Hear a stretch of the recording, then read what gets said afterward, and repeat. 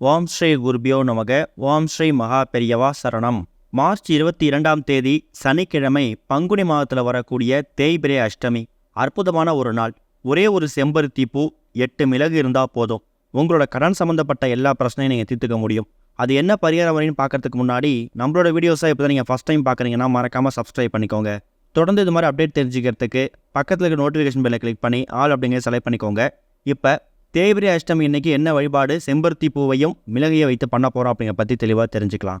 8 திக்குகளுக்கும் அதிபதியாக இருக்கக்கூடியவர் காலபைரவர். அப்படிப்பட்ட காலபைரவர் அஷ்டலட்சுமிகளுக்கே செல்வத்தை வாரி வழங்குபவராகவும் இருக்கார். அந்த அஷ்டலட்சுமிகளுக்கே செல்வத்தை வாரி வழங்கக்கூடியவர் நம்மோட கஷ்டங்களை தீர்த்து நமக்கு செல்வத்தை தரமாட்டாரா என்ன? அப்படி நமக்கு அவர் அள்ளி தரணும்னா அவருக்கு பிடிச்ச அவருக்கு உகந்த நாட்களாக இருக்கக்கூடிய அஷ்டமி தினத்தில் நம்ம கட்டாயம் பைரவரை வணங்கியே ஆகணும். பைரவர் ஒரு காவல் தெய்வம் மாதிரி. அவ்வளோ பெரிய சிவாலயத்தில் நம்ம எல்லா கடவுளையும் வணங்கிட்டு கடைசியாக வரும்போது தான் பைரவரை வணங்குவோம். ஆனால் அந்த சிவாலயத்துக்கே காவல் தெய்வமாக இருக்கக்கூடியவர் இந்த கால பைரவர். பைரவருக்கு இந்த அஷ்டமி திதி உகந்தது. ஒரு மாதம் வரக்கூடிய தேய்பிரை அஷ்டமி, வளபிரை அஷ்டமி, இந்த ரெண்டுத்தில் தேய்பிரை அஷ்டமிக்கு அதிக முக்கியத்துவம் கொடுப்பாங்க. காரணம் என்னென்னா, தேய்பிரை அஷ்டமி அன்னைக்கு நம்ம பைரவர் வழிபாடு செஞ்சோன்னா நம்மளோட கஷ்டங்கள் கடன் எல்லாமே கொஞ்சம் கூட இல்லாமல் தேய்ந்து போகும் அப்படிங்கிறது ஒரு பெரிய நம்பிக்கை. அன்றைய தினம் எல்லா கோவில்கள்லையும் பைரவருக்கு வழிபாடு நடக்கும், அபிஷேக ஆராதனைகள் நடக்கும். அதில் போய் கலந்துக்கலாம். பொதுவாக தேய்பிரை அஷ்டமியில் ராகு கால நேரத்தில் பைரவருக்கு விளக்க போட்டு வழிபாடு செய்கிறது ரொம்ப விசேஷம். அந்த வகையில் மார்ச் 22ஆம் தேதி சனிக்கிழமை அஷ்டமி திதி எத்தனை மணிக்கு ஆரம்பிக்குது, எத்தனை மணிக்கு முடியுது அப்படின்னு நீங்கள் தெரிஞ்சுக்கணும். அதாவது மார்ச் 22ஆம் தேதி அதிகாலை 1:08 ஆரம்பிக்கக்கூடிய அஷ்டமி திதி மறுநாள் மார்ச் 23ஆம் தேதி அதிகாலை 1:43 வரைக்கும் இருக்குது. அதனால் தாராளமாக மார்ச் 22 சனிக்கிழமை நாள் முழுக்க எப்போ வேணாலும் நீங்கள் வழிபாடு செய்யலாம். அதுவும் இந்த பைரவர் வழிபாட்டுக்கு நம்ம முன்னாடியே சொன்ன மாதிரி இந்த ராகு கால நேரம் ரொம்ப உகந்த நேரம்னு சொன்னோம்ல. சனிக்கிழமை ராகு கால நேரம் எத்தனை மணிக்கு? காலையில் 9 மணிலேருந்து 10:30 மணி வரைக்கும் இருக்கும். இந்த 1.5 மணி நேரத்தில் உங்கள் வீடு பக்கத்தில் இருக்கக்கூடிய சிவாலயத்துக்கோ இல்லை பைரவருக்குன்னு தனியாக சன்னதி இருந்தாலும் சரி, அந்த கோவிலுக்கு போயிட்டு பைரவருக்கு விளக்கு போட்டு வாங்க. விளக்கு போடுறது அப்படிங்கிறது ஒருத்தவங்க ஒரு மாதிரி விளக்கு போடுவாங்க. சில பேர் தேங்காய் தீபம் போடுவாங்க, சில பேர் உப்பும் மிளகும் போடுவாங்க, சில பேர் சிவப்பு துணியில் 27 மிளகை கட்டி அதில் தீபம் போடுவாங்க. ஒரு தீபத்துக்கும் ஒரு மகிமை. உங்களுக்கு என்ன தேவை இருக்கோ அதுக்கேற்ற மாதிரி நீங்கள் தீபம் போட்டுக்கலாம். இன்னொரு பக்கம் காலபைரவருக்கு சிவப்பு நிற பொருட்கள் எல்லாமே ரொம்ப உகந்தது. அதுலேயும் சிவப்பு நிற மலர்கள் இருக்குல்ல, செவ்வரளி மலர், செம்பருத்தி மலர், இது எல்லாமே பைரவருக்கு ரொம்ப பிடிச்சது. வாசனை திரவியங்கள் அரகஜா, புனுகு, சந்தனம், பன்னீர், இந்த மாதிரி பொருட்களை நீங்கள் பைரவரோட வழிபாட்டுக்கும் அபிஷேகத்துக்கும் அலங்காரம் செய்யறதுக்கும் வாங்கி கொடுத்தீங்கன்னா உங்கள் குடும்பமே ஓஹோன்னு இருக்கும். காலையில் 9:10 ராகு காலம் வர்றதால கட்டாயம் அந்த நேரத்தில் எல்லா சிவாலயத்துலையும் நடை திறந்திருக்கும். கொஞ்சம் கூட யோசிக்காமல் சிவாலயத்துக்கு போயிட்டு பைரவரை வணங்கிட்டு உங்களோட கடன் பிரச்சனைலாம் தீர்த்துக்கிறதுக்கு முயற்சி பண்ணுங்கள். இது காலை நேரத்தில் கோவிலில் செய்யக்கூடிய எளிமையான வழிபாட்டு முறை. இது போக பைரவருக்கு வழிபாட்டை நம்ம வீட்லேயும் செய்யணும். நிறைய பேர் வீடுகளில் பைரவர் ஃபோட்டோ சிலை வைத்து வழிபடக்கூடிய வழக்கம் இல்லாமல் இருக்கலாம். சில பேர் ஃபோட்டோ வைத்து வழிபடுவாங்க. ஃபோட்டோ இருக்கிறவங்க அதை வைத்து நீங்கள் வழிபாடு நடத்தலாம். இல்லாதவங்க ஒரே ஒரு தீபம் ஏற்றி வைத்து அந்த தீபத்தை நீங்கள் காலபைரவராக பாவித்து தாராளமாக நீங்கள் வழிபாடு செய்யலாம். காலபைரவருக்கு பிடிச்ச பொருட்கள் நைவேத்தியங்கள் செஞ்சு வச்சு படைக்கலாம்.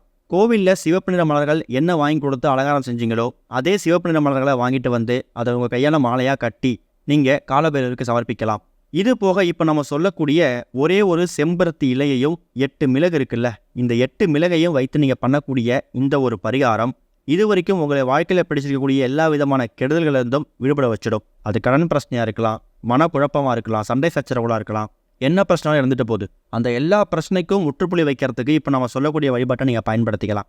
எண்ணிக்கையில் 8 எண்ணிக்கையில் நீங்கள் மிளகு எடுத்துக்கணும். அது ஏன் 8 எடுத்துக்கிறோன்னா, திதிகளில் 8வது திதியாக வரக்கூடியது. அதாவது அஷ்டனா 8, 8வது திதி இந்த அஷ்டமி திதி. காலபைரவருக்கு உகந்த எண் 8, அதனால 8 எண்ணிக்கையில் மிளகு எடுத்துக்கோங்க. அடுத்ததாக செம்பருத்தி பூ. முன்னாடியே சொன்ன மாதிரி இந்த சிவப்பு நிற மலர்கள் எல்லாமே பைரவருக்கு உகந்த மலர்கள். அதில் அந்த செம்பருத்தி கூடுதல் விசேஷம். செம்பருத்தி பூ ரொம்ப எளிதாக கிடைக்கக்கூடிய பொருள் தான்.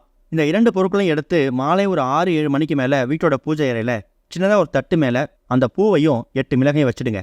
வச்சுட்டு ஓம் காலபைரவாய போற்றி, ஓம் காலபைரவாய போற்றி அப்படிங்கிற மந்திரத்தை உங்களால் எவ்வளோ முறை உச்சரிக்க முடியுமோ அவ்வளோ முறை உச்சரிக்கலாம். உச்சரிச்சுட்டு அந்த பூவை எடுத்து பைரவருக்கு சமர்ப்பிக்கலாம். ஒருவேளை பைரவர் ஃபோட்டோ சிலை இல்லாதவங்க அந்த விளக்கு வச்சுருக்கீங்களே, அந்த விளக்கு பக்கத்தில் அந்த பூவை எடுத்து வச்சுட்டு 8 எண்ணிக்கையில் மிளகு இருக்குல்ல, அது பூஜை அறையில் அப்படியே இருக்கட்டும். உங்கள் பூஜை அறையில் எல்லா விளக்குகளும் எவ்வளோ நேரம் எரியுதோ அவ்வளவு நேரம் அந்த 8 மிளகு இருக்கட்டும். விளக்கெல்லாம் குளிர வச்சுட்டு இரவு தூங்க போகிறதுக்கு முன்னாடி அந்த 8 மிளகை எடுத்து பத்திரப்படுத்தி வச்சுக்கோங்க. மறுநாள் ஞாயிற்றுக்கிழமை இந்த 8 மிளகையும் உங்கள் குடும்பத்தில் இருக்கக்கூடிய யாராவது ஒரு மூத்த நபர், அது குடும்பத் தலைவியாக இருக்கலாம், இல்லை மாமியாராக இருக்கலாம், அம்மாவாக இருக்கலாம், அவங்க யாராவது ஒரு ஆள்கிட்ட இந்த 8 மிளகை கொடுத்து அவங்களோட இடது கையில் பிடிச்சிக்க சொல்லு. அதுக்கப்புறமா உங்கள் குடும்பத்தில் இருக்கக்கூடிய எல்லா நபர்களையும் வரிசலாக அமர வச்சு திஷ்டி கழிக்கிற மாதிரி தலையை சுற்றி 3 முறை, இடது பக்கம் 3 முறை, வலது பக்கம் 3 முறை சுற்றிட்டு குடும்பத்தினுடைய எல்லா நபர்களுக்கும் தனித்தனியாக சுற்றினாலும் சரி, இல்லை மொத்தமாக உட்கார வச்சு எல்லா நபர்களுக்கும் இடது பக்கம் 3 முறை, வலது பக்கம் 3 முறை திஷ்டி சுற்றினாலும் போதும். சுற்றிட்டு அதுக்கப்புறமா அந்த திஷ்டி சுற்றினவங்களும் அவங்களுக்கு தங்களாகவே சுற்றிக்கலாம். அப்படியே எடுத்துகிட்டு போயிட்டு இந்த 8 மிளகையும் உங்கள் வீட்டோட வெளிப்பக்கமாக வந்து வாசலில் யாரும் பார்க்காத அளவுக்கு தூக்கி போட்டுட்டு திரும்பி பார்க்காம வந்துருங்க. இல்லைனா பக்கத்தில் ஒரு தெருவுக்குன்னு குப்பை போடுறதுன்னு பொதுவாக இடம் இருக்கும், அந்த மாதிரி இடத்துல கூட போட்டுட்டு நீங்கள் திரும்பி பார்க்காம வந்துருங்க. இப்படி செய்யறதா என்ன நடக்கும்னா, இது வரைக்கும் உங்களை பிடிச்சிக்கக்கூடிய தரித்திரம் பீடைகள் விலகி ஓடும், தோஷங்கள் எதுவாக இருந்தாலும் நிவர்த்தி அடையும். சிவபெருமானோட ஒரு உருவம் தான் இந்த காலபைரவர்.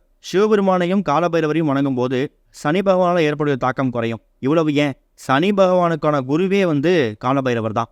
அப்பேற்பட்ட சனி பகவானுக்கு உகந்த சனிக்கிழமையில தேய்பிரை அஷ்டமி வந்திருக்கிறது கூடுதல் விசேஷம்.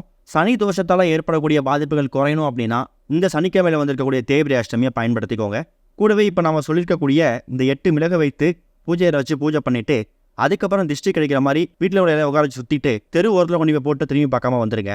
எல்லா கெடுதல்களும் உங்களை விட்டு விலகி ஓடிடும். பணம் சம்பந்தப்பட்ட பிரச்சனைகளுக்கு முற்றுப்புள்ளி கிடைக்கும். குறிப்பாக உழைப்புக்கேற்ற ஊதியம் கைக்கு வரும். நல்ல வேலை செஞ்சுருப்பீங்க, நல்ல வேலை பார்ப்பீங்க, ஆனால் உங்கள் திறமைக்கான அங்கீகாரம் இருக்காது. வேலை பார்த்துட்டு வந்திருப்பீங்க, ஆனால் சம்பள பாக்கி இருக்கும்.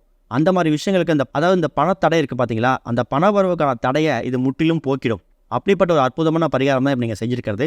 பூஜையில் வச்சிருக்கக்கூடிய இந்த செம்பருத்தி மலர் இருக்குல்ல, அதை நீங்கள் காய்ந்ததுக்கு அப்புறமா கால்பழ இடத்த தூக்கி போட்டுடலாம். அதை நீங்கள் பத்திரப்படுத்த கட்டாயம் கிடையாது. மிளகை மட்டும் திஷ்டி சுற்றிட்டு மறக்காமல் தூக்கி போட்டுறணும். இன்னொரு பக்கம் நிறைய பேருக்கு என்னதான் காசு பணம் இதெல்லாம் வாங்கினாலும் நகை அப்படிங்கிறது சேரவே சேராது. 5 லட்ச ரூபா 10 லட்ச ரூபா பணம் கூட வச்சிருப்பாங்க, ஆனால் தங்க நகைகள் அப்படிங்கிறது கம்மியாக இருக்கும். அப்படிப்பட்ட நபர்களுக்கு காரணம் என்னன்னா, அவங்களுக்கு ஒருவேளை சொர்ண தோஷங்கள் கூட வாய்ப்பு இருக்குது. அதாவது சொர்ணம்னா நகை சேர்றதுக்கான தோஷம் ஏதாவது ஏற்பட்டிருக்கலாம். அப்படிப்பட்ட நபர்களுக்கு மாற்று வழி என்னன்னா, ஒரு மாதமும் வரக்கூடிய இந்த தேய்பிரை அஷ்டமி, அதில் நம்ம சொர்ண ஆகாஷ்ண பைரவரை வணங்கணும். அஷ்டலட்சுமிகளுக்கு செல்வத்தை வாரி கொடுத்தவர் இந்த பைரவர் சொல்லியிருந்தோம்ல, அந்த பைரவர் யாருன்னா சொர்ண ஆகாஷ்ண பைரவர் தான். அஷ்டலட்சுமிகளையே கொடுக்கும்போது நமக்கு கொடுக்க மாட்டாரா என்ன? கட்டாயம் கொடுப்பாரு, முயற்சி பண்ணுங்க. இன்னொரு பக்கம் சனிக்கிழமை தேய்பிரை அஷ்டமி அன்னைக்கு கோவிலுக்கு போகும்போது மறக்காம 1 பாக்கெட் 2 பாக்கெட் பிஸ்கட் வாங்கிட்டு போங்க. கோவிலை சுற்றி திரியக்கூடிய நாய்களுக்கு உங்கள் கையில் உணவளிக்கணும். நாய் அப்படிங்கிறது பைரவரோட வாகனம். நாய்க்கு உணவளிக்கிறதால எதிரிகள் தொல்லையே இருக்க மாட்டாங்க.